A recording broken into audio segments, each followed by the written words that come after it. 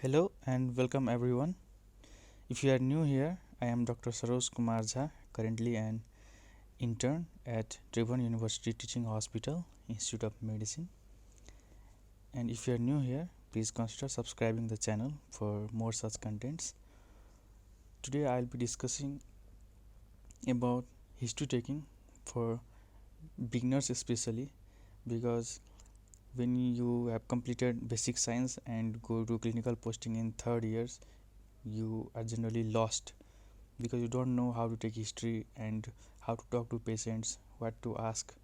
So I thought of coming with this video. So let's start. Before starting, there are few points that I would like to highlight. It is always a tough decision to take history because generally you get lost while you are starting history.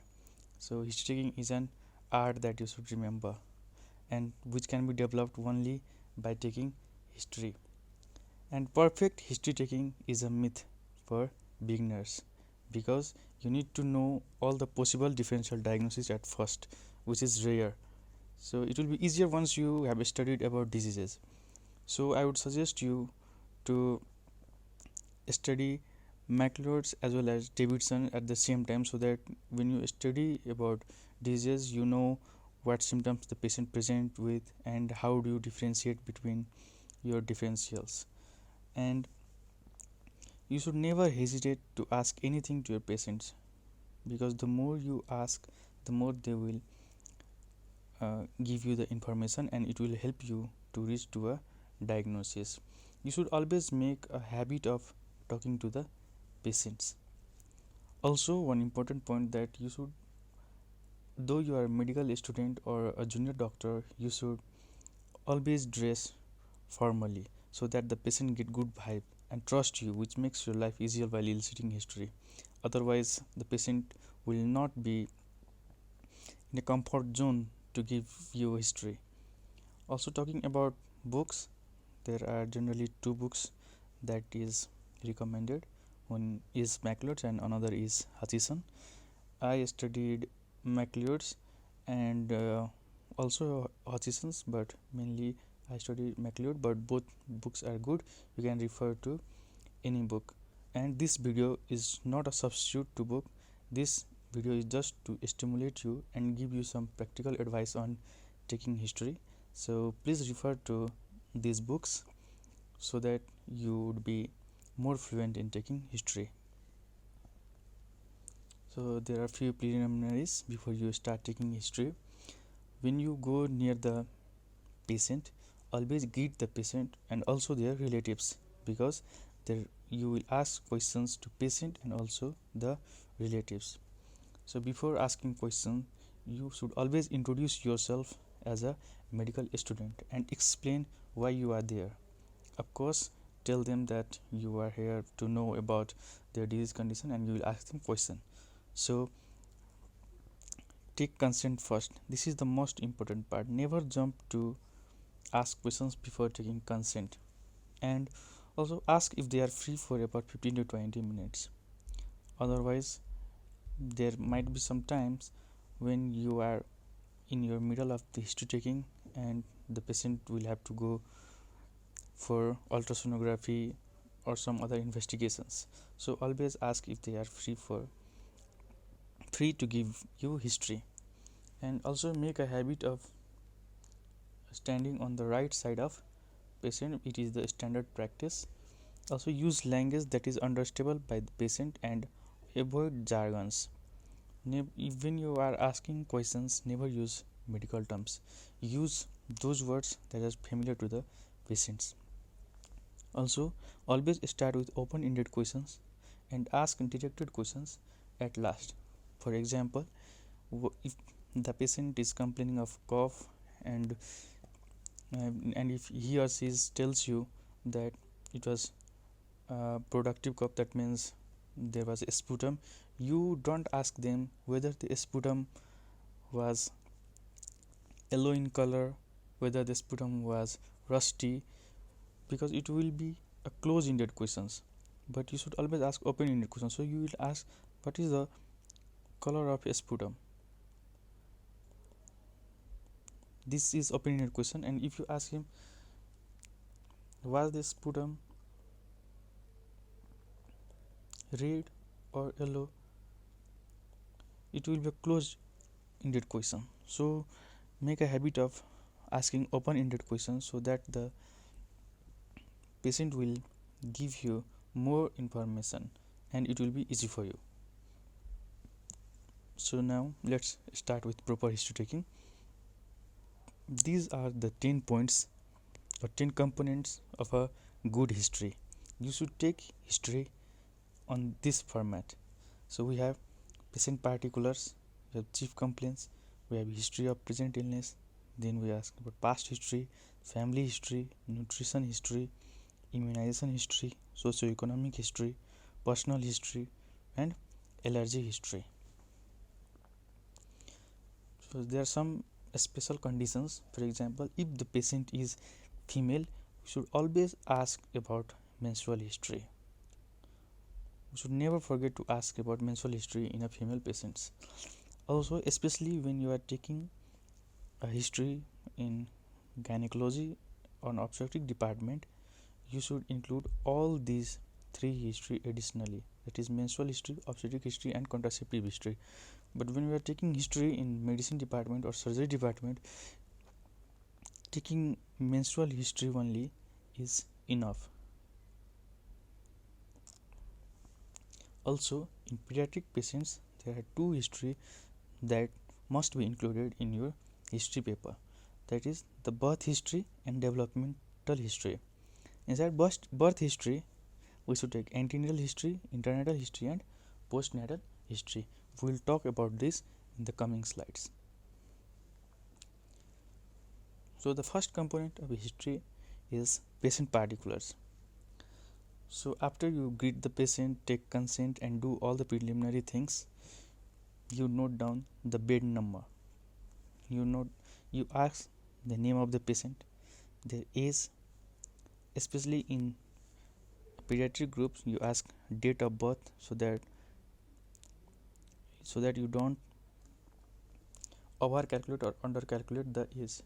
Also, you may not ask sex because it is already evident, but in case of pediatric patients you might not know, so you should ask the sex. Also, you should ask the address, which includes both temporary and permanent address, also the religion, the occupation, and you should also ask about the informant, the relative of the patient who is sitting besides the patient. You should ask the relation, his or her occupation, and how much time he or she spent with the patient, which will help us to know the reliability of the information that is given by informant. And after asking all these questions, you should ask him when did he come to the hospital, the date, the time, and whether he got admitted from emergency or OPD, because the clinical conditions for which the patient gets admitted from the emergency and from the OPD are different. So the question might come, why are we asking these all questions? We are asking these all questions so that we know about the patient, we build rapport and see if there is any risk factor. Because when you suppose we ask about occupation and they say that they are a painter or do another job related to paints, then that will be a risk factor for some cancer. Then comes the chief complaints. So these are the complaints that made the patient visit the hospital. So, and the complaints should be written in patient's own language. For example, you will write vomiting of blood. Patient will say vomiting of blood, but we know it is known as hematemesis. So in your history paper, you should write vomiting of blood for this much episodes 80 days back. You should never write hematemesis because chief complaints should always be in patient's language. If there are more than one chief complaints, you should always write them in chronological order. Suppose fever for 10 days, cough for 7 days, and difficulty breathing for 2 days, because this makes sense. It will tell you which symptoms came first. And also there might be multiple complaints, but 2 to 3 complaints are optimum to write under chief complaints. If you have more than 3 complaints, then please write it down in your history of present illness after chief complaints. So the next component is history of present illness, and this is the main part of history that will lead to diagnosis. All the other parts of history are generally supportive. So in the history of present illness, we should mention when was the patient apparently well. The first question should be when was the patient apparently well. Then you should elaborate all the chief complaints that the patient gave, like you should elaborate fever, you should elaborate cough, and you should elaborate difficulty breathing. If we take example from the previous slide, we should elaborate each complaint in detail. Then we have to rule out the differential diagnosis. Suppose a patient gives history of fever and vomiting, so you elaborated about fever, you elaborate about vomiting, and now you should think of the differential diagnosis, that is what are those conditions that could lead to fever and vomiting. And then you should ask questions that are relevant for this diagnosis, so that you can exclude or include those differential diagnosis. Also, once you have the differential diagnosis, you start asking for the risk factors and complications. For example, if the patient gives you a history of acute shortness of breath, you should ask about if there was some exposure to dust or indoor smoke that exacerbated this condition. Also, you should ask for the complications for the same. Suppose a patient presented with vomiting of blood, so this vomiting could lead to hypotension, and the patient might have episode of unconsciousness. So you should always assess the risk factors and complications for your complaints. After we are done with this, we start with system review. System review means that we should ask about the symptoms that are related to different systems of our body. Suppose the patient has complaint of fever and cough, and in system review we start from asking about symptoms related to GI system, symptoms related to cardiovascular system, symptoms related to neuro system, so that we don't miss anything that the patient might have forgot. Also, the last part of history of present illness is treatment history. In treatment history, we ask about what kind of medications the patient has taken in the past, what kind of medication he is taking currently, and what is the response of treatment that he has received, whether it is improving or not, whether it is getting worse.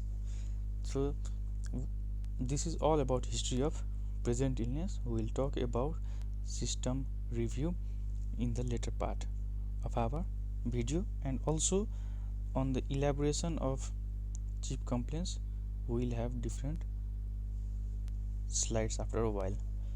So this is all about history of present illness. Now let's see how will we do system review. After we have elaborated the symptoms, assess the risk factors and complications, now we will do system review.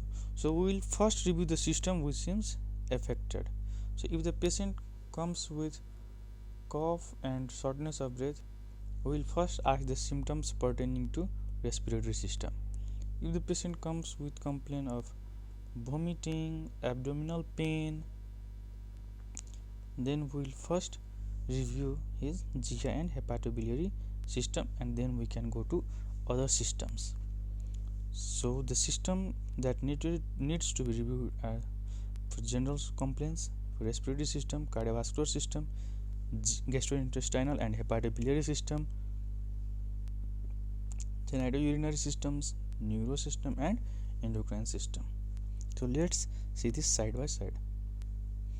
So in general, in system review, we should always ask the patient if he has history of fever, if he has history of night sweat, if he has history of any rashes in the body, is there any complaint of joint pain or joint swelling, is there bleeding from any body orifices, is there history of fatigability, is there history of loss of appetite, is there history of loss of weight. And if there is history of loss of weight, we should always ask whether it was intentional or unintentional, because if it is intentional, that is not what we are worried about. We are worried about unintentional loss of weight. Also, we should ask about generalized body ache. For reviewing the respiratory system, we should ask about cough, we should ask about if there is any shortness of breath, any noisy breathing or chest pain. Similarly, in cardiovascular system, we should ask about shortness of breath, orthopnea. Orthopnea is shortness of breath while lying down, and which gets relieved on a standing or sitting position. We should ask about paroxysmal nocturnal dyspnea or PND, which is the shortness of breath that occurs when the patient is sleeping and have to wake up due to air hunger or shortness of breath. So the patient would be sleeping and he or she will get shortness of breath and his sleep will be disturbed. Also, we should ask about limb swelling, because we know this is a symptom for congestive cardiac failure. Also, we should ask about bluish discoloration, because this symptom will be present if the patient has cyanotic congenital heart disease. Also, in pediatrics, we should ask about feeding difficulties, because in a child with heart failure, he or she will be having feeding difficulties. Similarly, to review gastrointestinal and hepatobiliary system, we should ask about these symptoms like abdominal pain, dysphagia, nausea, vomiting, diarrhea, constipation, vomiting out of blood, rectal bleed, jaundice, pruritus, clay colored stool, high colored urine. So when we ask about these symptoms, if any of these symptoms is present, we will elaborate those symptoms, and I will talk in the later slides on how to elaborate on each symptoms. So while reviewing genitourinary system, we should ask about painful micturition, if there is increased frequency of micturition, if there is any urgency, if there is nocturia, if there is incontinence, if there is feeling of incomplete voiding, if there is symptom of hesitancy, poor stream, and if the patient says, yes, I am having poor stream of urine while micturition, then we have to ask, so what do you do if you strain? Does the stream improves or it does not improve? And it will give us series of differentials. Also, we should ask about terminal dribbling, decreased urine volume, if there is red colored urine, if there is history of facial puffiness or swelling of body, and also symptoms of hypertension like headache, blurring of vision, if there was any seizure, because in CKD the person will have hypertension. So CKD is a disease of kidney, and so we should also ask about hypertension, which is a complication of CKD. Similarly, while reviewing the nervous system, we should ask about loss of consciousness, there is history of abnormal body movements, there is history of weakness of limbs, and most importantly, if there are symptoms of raised ICP, because this is an emergency condition that the patient might be having. So we should ask about headache, if there is vomiting, if there is neck stiffness, and if there is photophobia. So when the vomiting occurs due to raised ICP, there will not be nausea. So if the vomiting occurs without preceding nausea, we should look for any neurological cause of such vomiting. So this is how review the neurological system. But if the patient's primary complaint is related to nervous system, we take a detailed history asking for each and every symptoms related to nervous system, which we will discuss in coming slide. This type of review is included in systematic review for complaints related to other symptoms. Suppose the patient comes with fever, cough, shortness of breath, and in systemic review we ask for these symptoms, and if there is any symptoms related to nervous system we will elaborate it, otherwise this much of history will be adequate. Similarly, while reviewing endocrine system, we should ask the patient about history of polyuria, polyphagia, polydipsia, heat or cold intolerance, constipation, loss of hair, weight gain or weight loss, and if there is any pigmentation anywhere in the body. Also, please refer to your McLeod's or Hutchinson to know that in which disease these symptoms are present and why we are asking these questions to the patients. Now that was all about history of present illness, and now we come to the past history.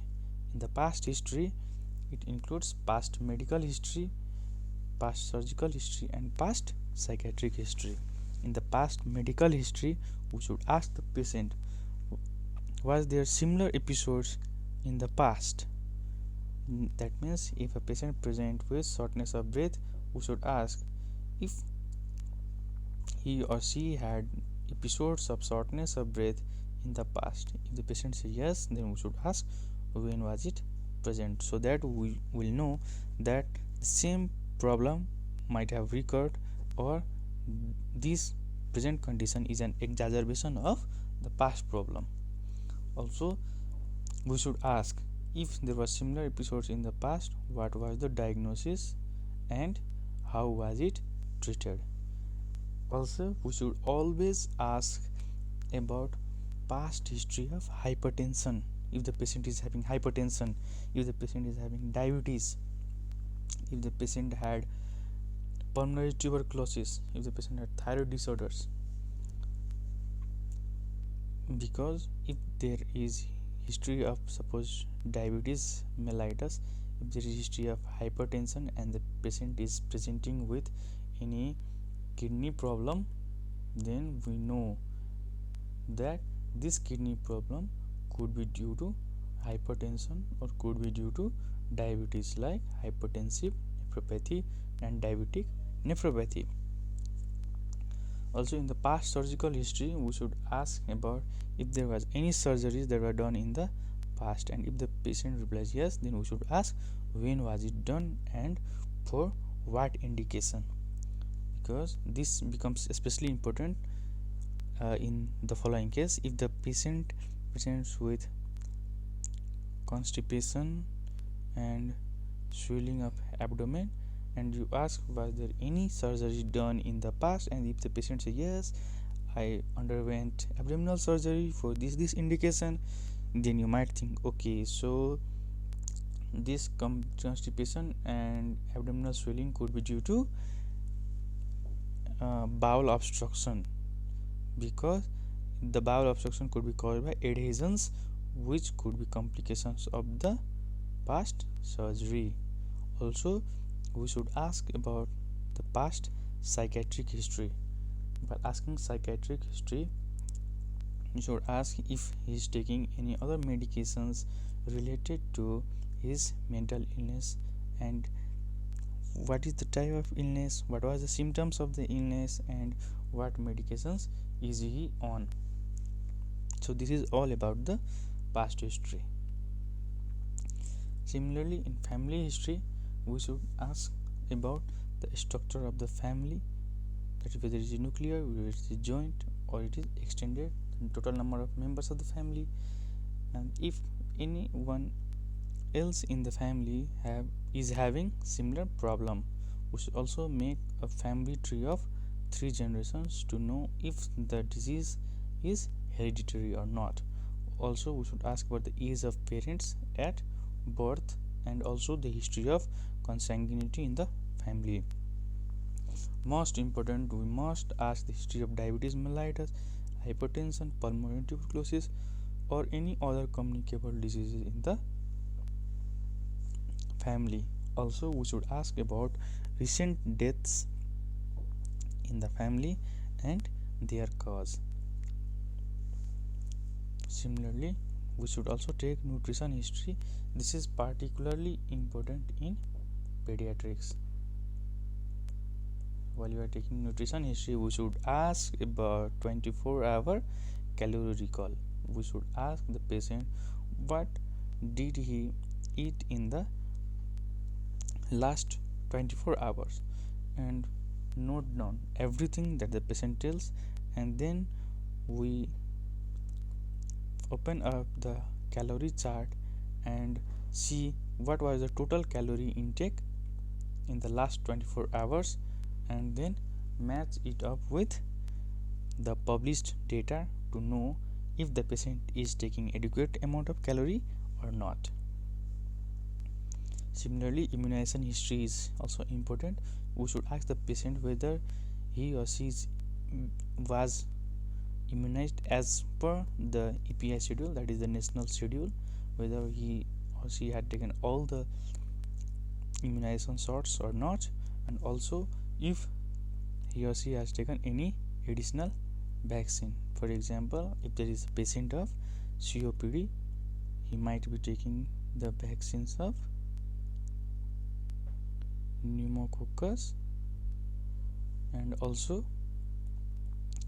influenza vaccine. So we should ask if he or she has taken any additional vaccine. In pediatric patients, we should ask that which vaccines did the child already taken, and when was it given, to know if the child is being immunized as per the national schedule or not. Similarly, we should ask about socioeconomic history. In this history, we should ask the patient about the type of house, the number of members per room, the source of water, whether it's tap water, surface water, or underground water, and whatever be the source, we should ask the patient whether he or she uses the water with purification techniques or without purification techniques. Also, we should ask about the source of fuel and the source of income. Similarly, in personal history, we should ask the patient whether he is a vegetarian or he consumes mixed diet. because this has got implications in diagnosis of anemia and other diseases. Also, we should ask the patient if he or she smokes. If he says yes, then we should calculate for pack years, total number of pack years. And if the patient says yes, I am smoking or I was smoking, then you should ask about the total duration for which he or she smoked. For example, 5 years, 10 years, 15 years, 20 years, and then we should ask what number of cigarettes per day and calculate pack years. Now I can't show you here how to calculate pack years because the video would be too long. Maybe we can discuss it some other day. And then we should also ask about the alcohol intake. If the patient says yes, we should ask him or her how much alcohol does he consume, what is the concentration, whether it is local or it is vodka or it is whiskey, so that we know the concentration. And also we should ask the total duration for which he is taking alcohol. Simply we should also take allergy history, whether the patient has got any history of allergy to any drugs, allergy to any foods, or allergy to something else.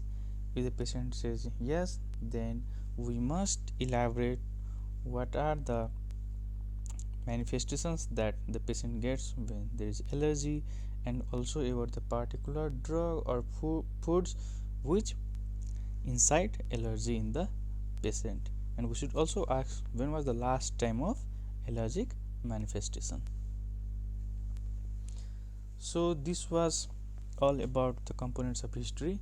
Now we'll talk about the birth history and birth history, developmental history, and menstrual history, that is particularly important in pediatric patients and in gynecological patients. So while taking birth history in pediatrics, we take it as antenatal history, internatal history, and postnatal history. In antenatal history, we should ask if the mother had taken folic acid or not. What was the total number of visits that the mother made while she was pregnant. Also, we should ask if she took iron and calcium tablets, if she underwent X-ray or ultrasound, and what were the findings. Also, we should ask about if the mother had any illness, especially febrile illness, for TORCH infections, and also if there was any medication that the mother took, because it had got direct implication on the health of a child. And we are talking about the pediatric groups, so this antenatal history becomes important. Also, in the internatal history, we ask what was the place of delivery. It was whether it was in home or birthing center or hospital, and we should ask whether the baby was term or not, what was the weight, was it a spontaneous vaginal delivery or it was a cesarean section, whether the baby needed resuscitation or not, and whether there was any complication or not. We should specifically ask if the baby cried immediately after birth, or was there any breast discoloration after birth, or jaundice. Similarly, in postnatal history, we should ask about when was the baby first breastfed, was there any prelactal fluid that was given, whether the breastfeeding was exclusive or not, if not, what food was given, in what volume, and for how many times. We should also ask about the weaning practices and with which food the weaning was done. Similarly, we should also ask about any infections after birth and what were the treatments received. So this birth history is especially important in pediatric age group patients and is not that much relevant in the patients that are admitted in medicine ward. Similarly, developmental history. Development history is also taken in pediatric age group patients. So we generally ask the mother if the child is developing according to his or her friends or of same age. Also, we should ask if the mother thinks that the child is not developing as per his or her peers. So after asking these questions, we now assess for the developmental milestones, that what the child can do in these 4 domains.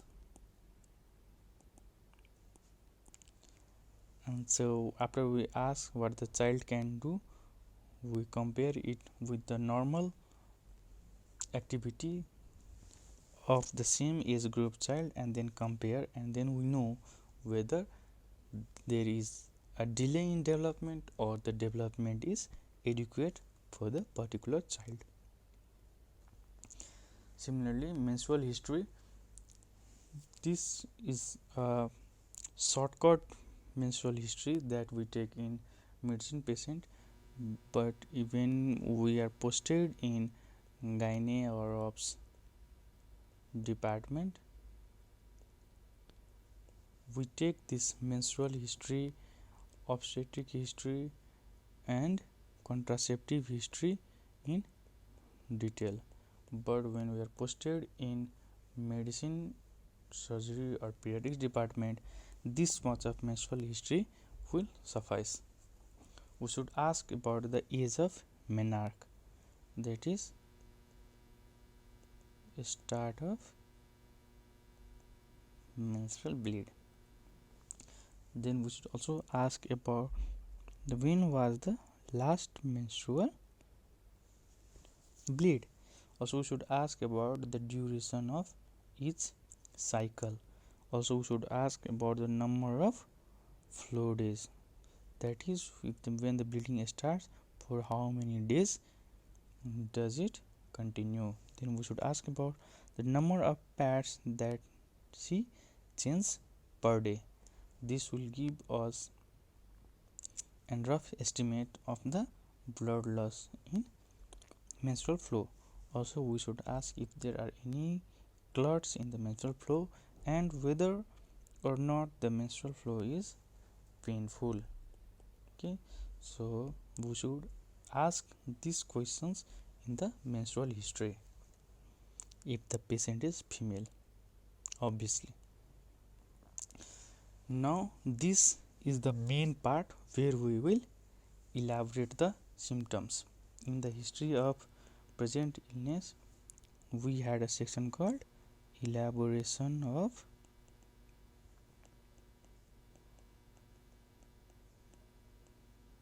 chief complaints. Elaboration of chief complaints and symptoms are the chief complaints. So in the coming slides we will see what questions we need to ask the patient for the particular chief complaint. So if a patient complains of pain anywhere in the body, we should ask these questions about the pain, which can be remembered by a famous mnemonic, Socrates. So we should ask about the site of pain.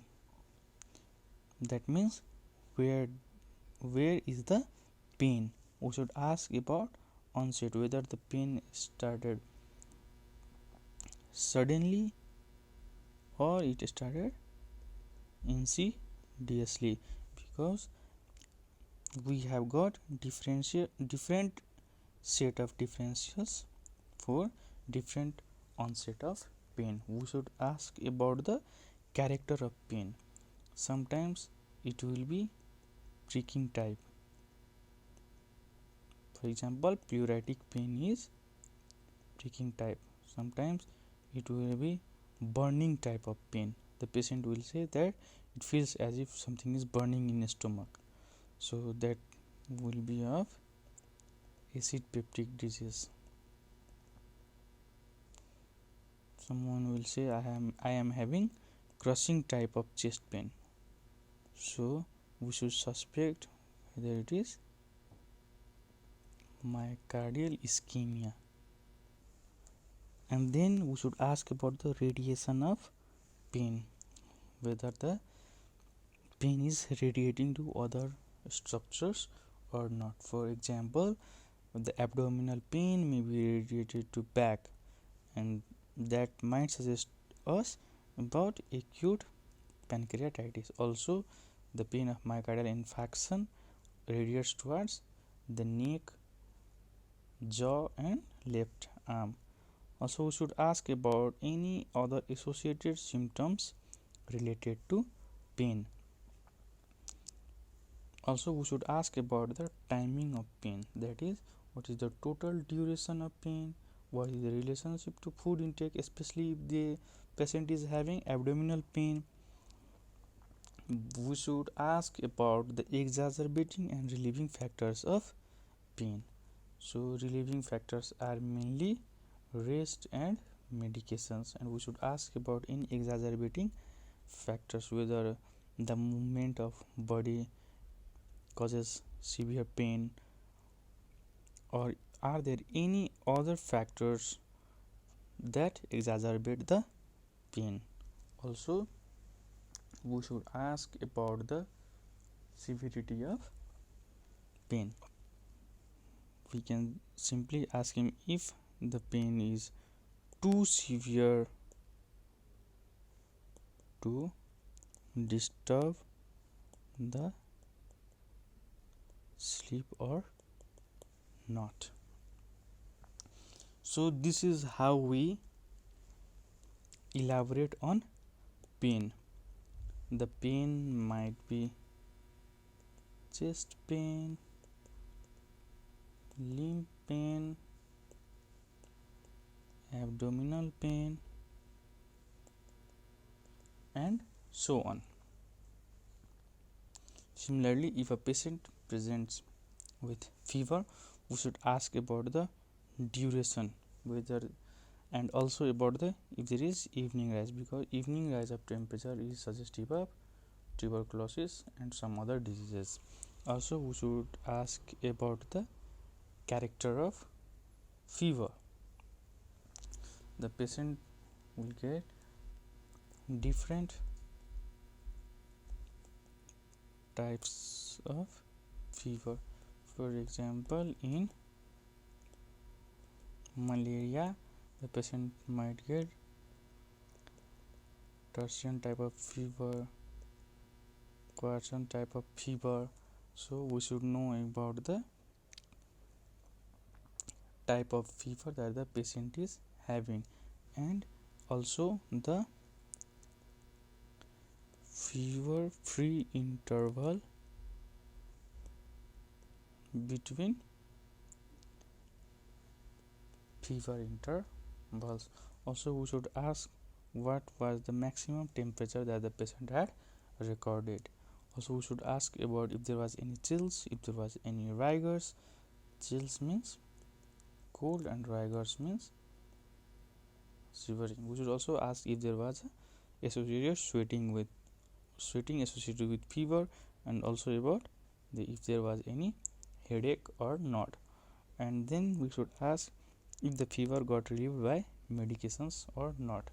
Also, I forgot to mention, this can be continuous fever, it can be remittent fever, it can be intermittent fever.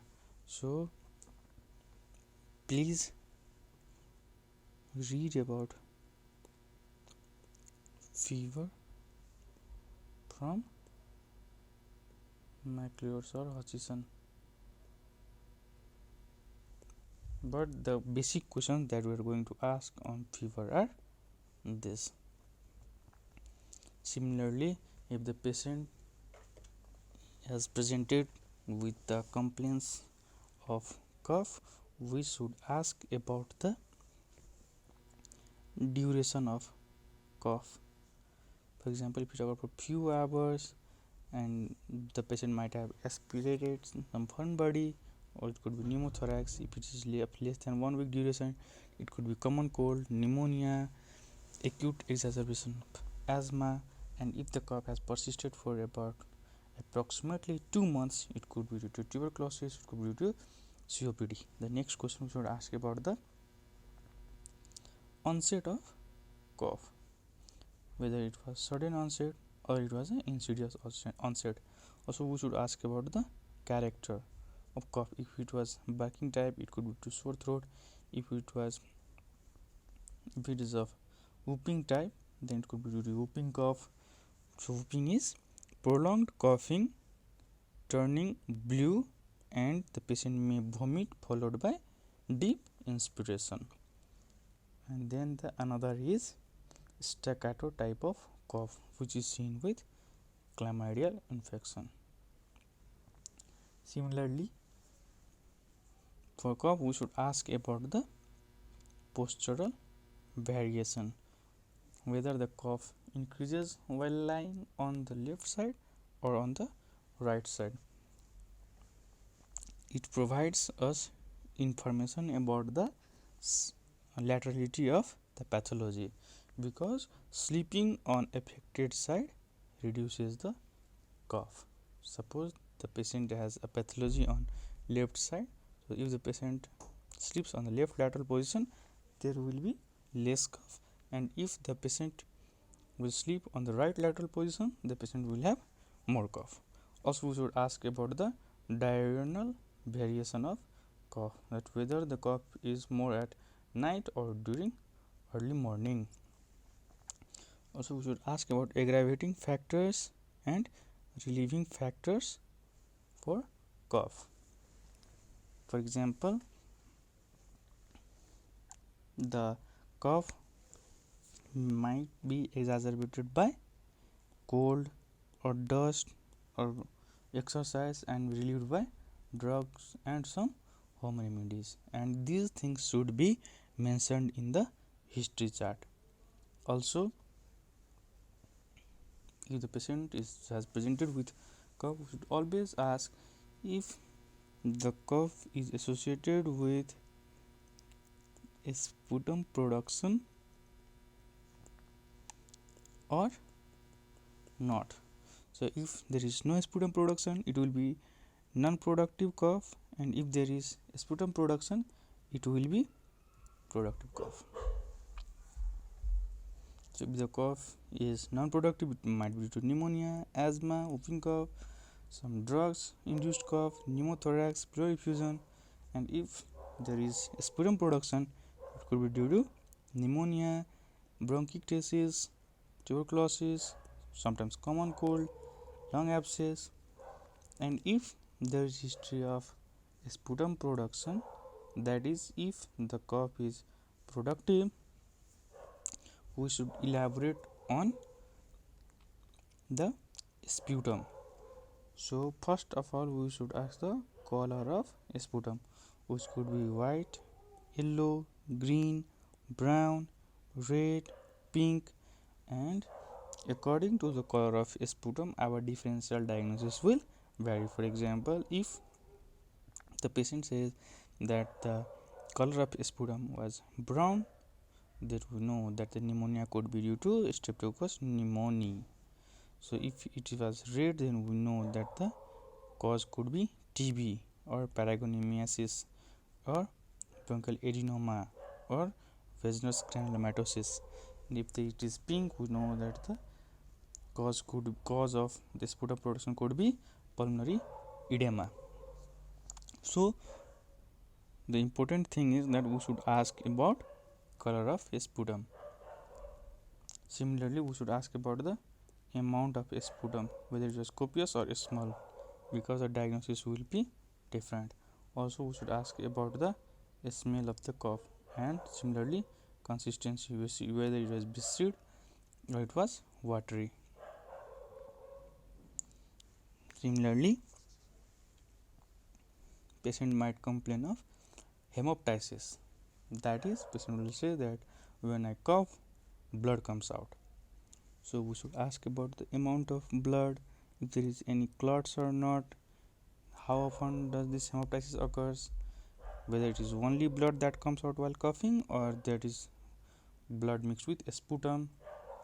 We should also ask about history of nosebleed, if there is history of melena. Melena is black stool due to stool mixed with blood. We should also differentiate hemoptysis from hematemesis. Hemoptysis is coughing out blood, and hematemesis is vomiting out blood. So please go through your book to know how to differentiate hemoptysis from hematemesis based on history. One basic difference could be, if the patient says that I cough blood, then it becomes hemoptysis. If the patient says I vomit blood, it becomes hematemesis. But the distinction is not clear with real patients, so we need to elaborate on it. Also, if there is hemoptysis, that means the patient is losing blood, so we should ask about symptoms of hypovolemia. Regarding shortness of breath, we should ask about the onset, duration, the severity, and to mention here, the MMRC grading is a modified medical research council grading. So you can Google this MMRC grading and ask the patient about the severity of shortness of breath. Also, we should ask about the diurnal and postural variations of shortness of breath, the aggravating and relieving factors of shortness of breath, if there is orthopnea, PND or platypnea.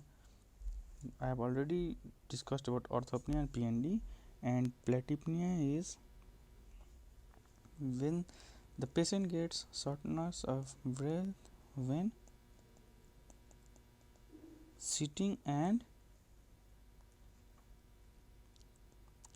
shortness of breath decreases while lying. This occurs in left atrial myxoma, or if there is pulmonary AV shunts. These are two differential we should know about platypnea. Similarly, if the patient is presenting with chest pain, as it is a pain, we have mnemonics of Socrates, which is site, onset, character, radiation, associated symptoms, timing, exacerbating and relieving factors, and severity. So some important points related to chest pain are the site. If it is central, it could be pericarditis. If it is lower left, right and involving abdomen, it could be lower lobe pneumonia, and rest we should elaborate chest pain based on Socrates. Also, if the pain is due to myocardial ischemia, it would radiate to the neck, jaw and left arm, to be associated with nausea and vomiting. The pain would be stabbing or crossing type, and there will be feeling of impending doom, that is, the patient will feel as if he will die due to pain. It is so severe. Similarly, for abdominal pain, again Socrates, and to mention here, the differential The differential diagnosis of abdominal pain is based mainly upon the site of the pain. So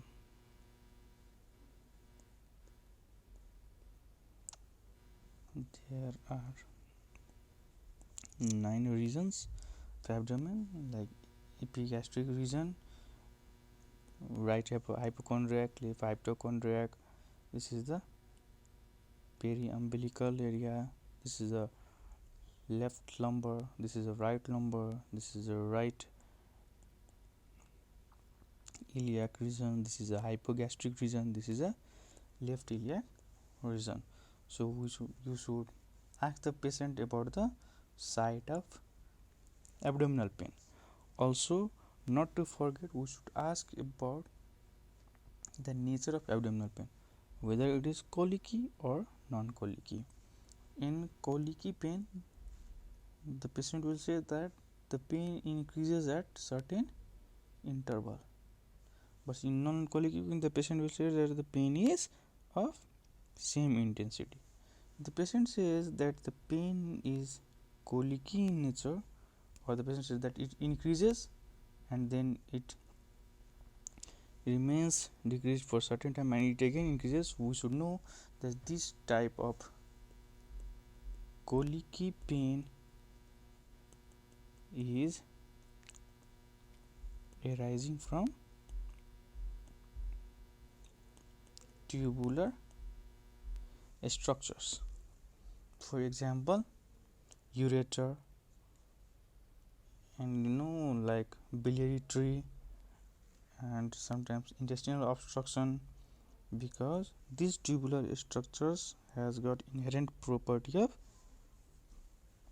peristalsis movement. So when there is peristaltic movement, the pain will increase. So if the patient gives history of colicky pain, you should know that the pain is arising from tubular structures. Similarly, the patient might present with swelling of body. So the main question that we will ask him, whether the swelling is painful or painless, and then we ask about the progression of swelling. So if the swelling has started from face, the cause could be renal in origin. If the swelling has started from lower limbs, the cause could be cardiac in origin. If the swelling has started from abdomen, the cause could be hepatic in origin. This is not hard and fast rule, but it works in most of the cases, at least in MBBS level.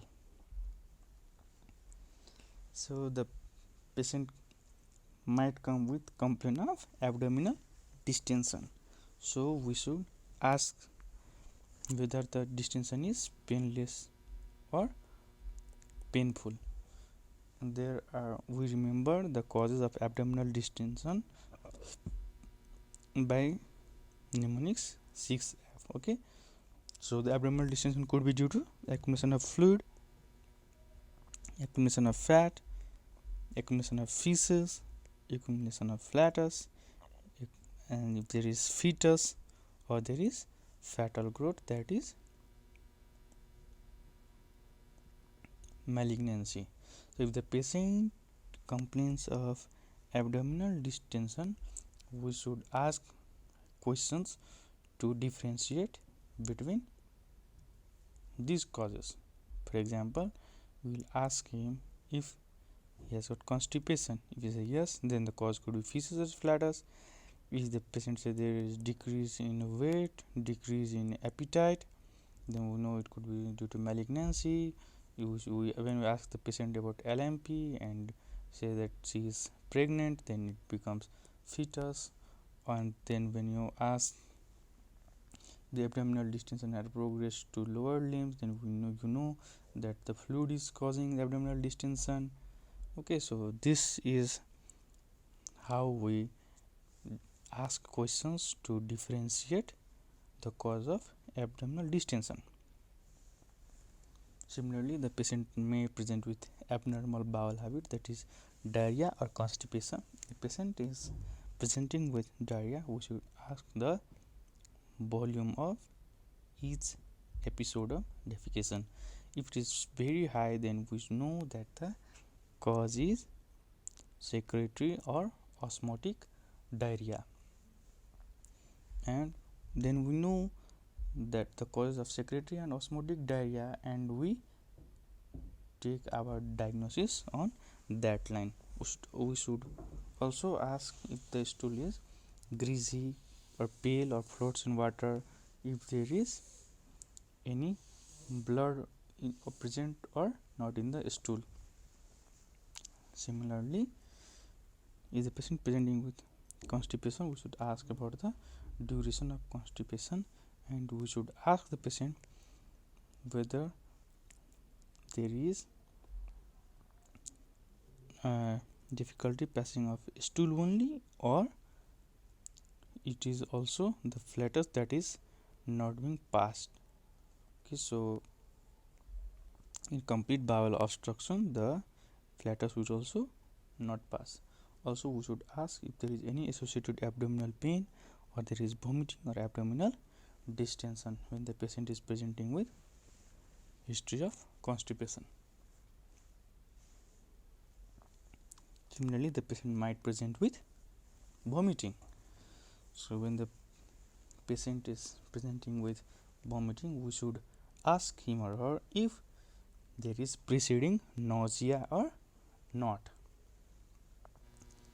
If nausea is present, the vomiting is called non-projectile, and if the nausea is absent, it is called projectile. Generally, the vomiting that is due to gastrointestinal cause are preceded by nausea, and it is non-projectile. And as we have already discussed the symptoms of raised ICP, we know if the vomiting is due to neurological causes, the vomiting will not be preceded by nausea, and the vomiting will be projectile in nature. Also, we should ask about the content of vomitus, whether it was semi-digested or undigested food particles, whether it was bile stained or not. If it is bile stained, it will be green in color. Also, we should ask if there was any blood stain in the vomitus, or if the vomit was feculent in nature. Also, we should ask about the vomiting in relation to meal. That means whether the vomiting occurs on empty stomach also, or it occurs immediately after intake of food, or 1 hour after intake of food, or 5 hours after intake of food. Similarly, we should ask about if there is any abdominal pain, if there is any dyspepsia, if there are any relieving factors of vomiting, or any medication that the patient is taking, because the side effect of most medication is vomiting. So we should always ask about the nature of medication that the patient is taking to rule out drug induced vomiting. Similarly, the patient may present with hematysis, that is vomiting out of blood. Before this, we have discussed about hemoptysis, which was coughing out of blood, and there we differentiated hemoptysis from hematemesis. But here the patient is presenting with hematemesis, so we should differentiate this hematemesis from hemoptysis. Also, we should ask the patient about the color of bleed, that whether it is fresh blood or it is coffee ground. Okay, if the bleeding is coffee ground, then we know that the blood was in contact with acid of stomach and has become coffee ground in color. So we should ask about the color of vomitus, that is whether it was a fresh blood or it was coffee ground. Also we should ask about history of dyspepsia, if there was peptic ulcer disease, or if there was any liver disease in the past. We should also ask about alcohol intake or NSAID ingestion. NSAID is non-steroidal anti-inflammatory drugs because they can also cause hematemesis.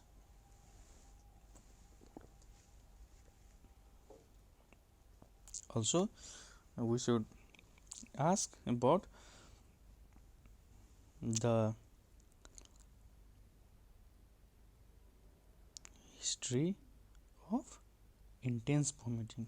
Sometimes what happens is the patient starts vomiting out semi-digested food. So vomiting occurs, then there is repeated episodes of vomiting, and then the patient vomits out blood. This can be one case, and another case can be patients vomits blood in first episode, then vomits blood in other episodes as well. So the diagnosis will be different in these two cases. Here the pathology is causing, here some pathology is causing vomiting of blood, but here what happened is the patient vomited, there was repeated episodes of vomiting. So there might be the tearing of mucosa due to frequent vomiting, and when there is tearing of mucosa there will be bleed and the patient has episodes of vomiting of blood. So we should always ask about the preceding intense vomiting before the episode of hematemesis. Similarly, we should ask if the patient is presenting with hematochezia, that is fresh bleed per annum. We should ask about the color and the relation to stool, that is the blood comes with a stool or it comes before a stool or it comes after a stool. If it is bright red, then, and if it comes separate from a stool, it is bleeding from colon, rectum or anal canal. If it is dark red and mixed with stool, we know that the bleeding source is above rectum. Similarly, in melena, the color of the stool is jet black, consistency is tarry, and it is foul smelling and it is difficult to flush. When there is fresh blood per annum, it is called hematochezia. When the blood is mixed with stool, it is melena. Similarly, the patient might complain of jaundice. If the patient complaining of jaundice, we should ask about the history of weight loss, loss of appetite, blood transfusion, urine and stool color change, pruritus, fever, GI bleed, pain abdomen, IV drug use, tattoos, high risk activities, past history of jaundice, biliary surgery, or family history of jaundice. These questions have got their own significance.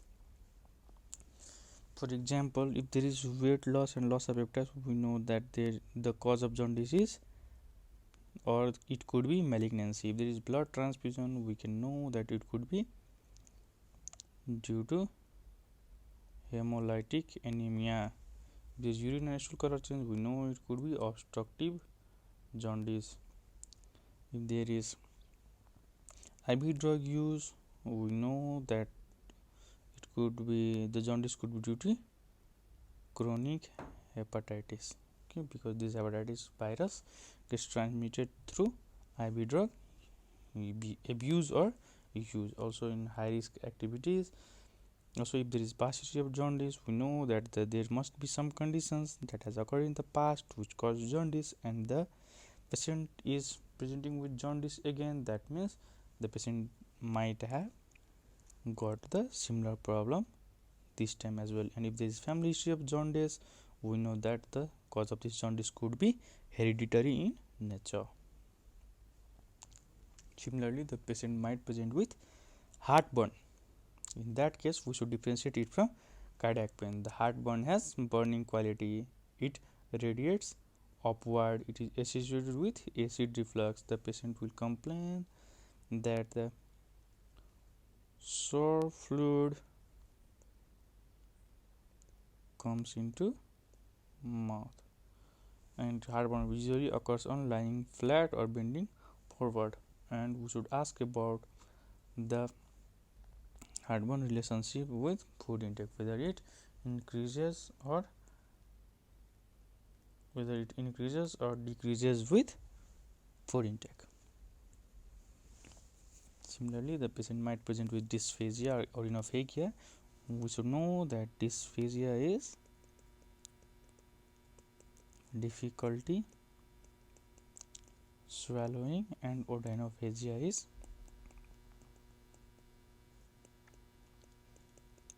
painful swallowing. So we should ask if the dysphagia or odynophagia is intermittent or progressive. Was there any previous history of heartburn? We should ask this question because if there is a heartburn, it is due to acid peptic disease, and that might have caused a stricture, and that stricture may lead to dysphagia. We should also ask if the dysphagia is for solids only or liquids only, or to both solids and liquids, because the cause would be different. Because if the patient is having dysphagia of neurological origin, then the dysphagia will be for both solids and liquids. Also, we should ask about the history of regurgitation and whether there is any associated weight loss or not, because weight loss is a feature of malignancy, and malignancy could be a cause of dysphagia. So these are the questions that we need to ask in history for dysphagia or odynophagia.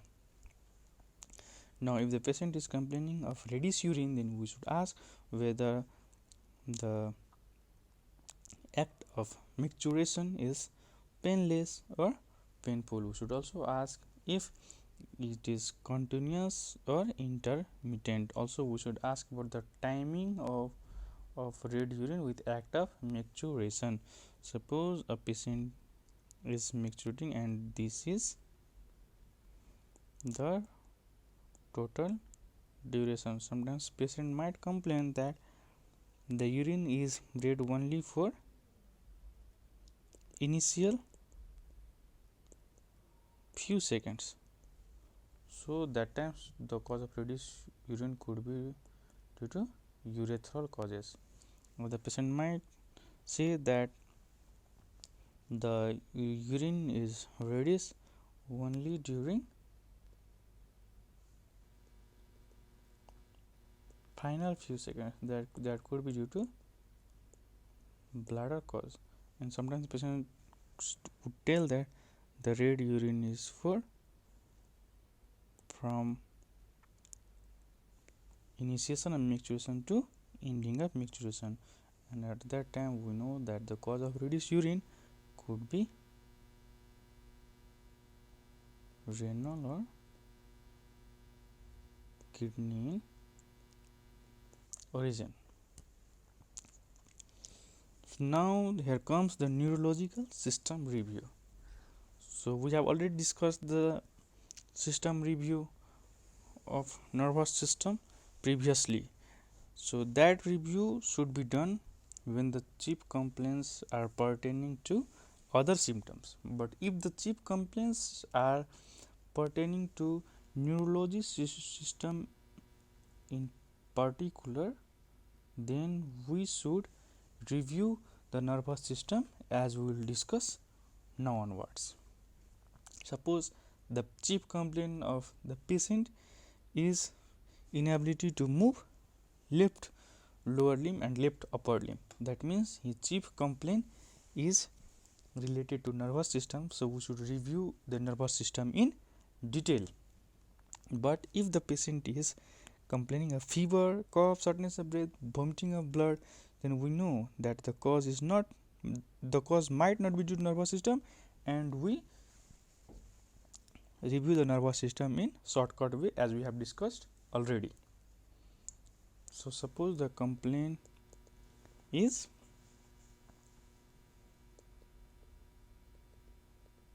inability to move left side of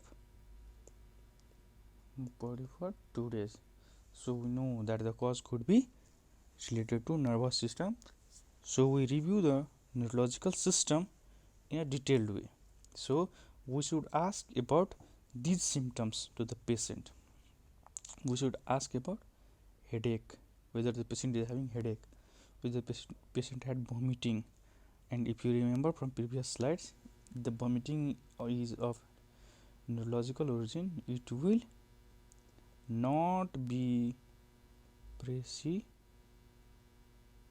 by nausea, that is, nausea will be absent, so the vomiting will be of projectile type.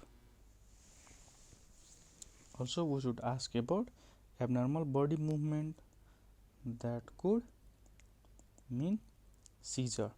Also, we should ask about developmental delay in a patient, especially in pediatric age group. Also, we should ask about history of loss of consciousness, loss of memory, loss of senses like smell, vision, whether there is double vision, whether there is alteration of taste, whether there is hearing loss.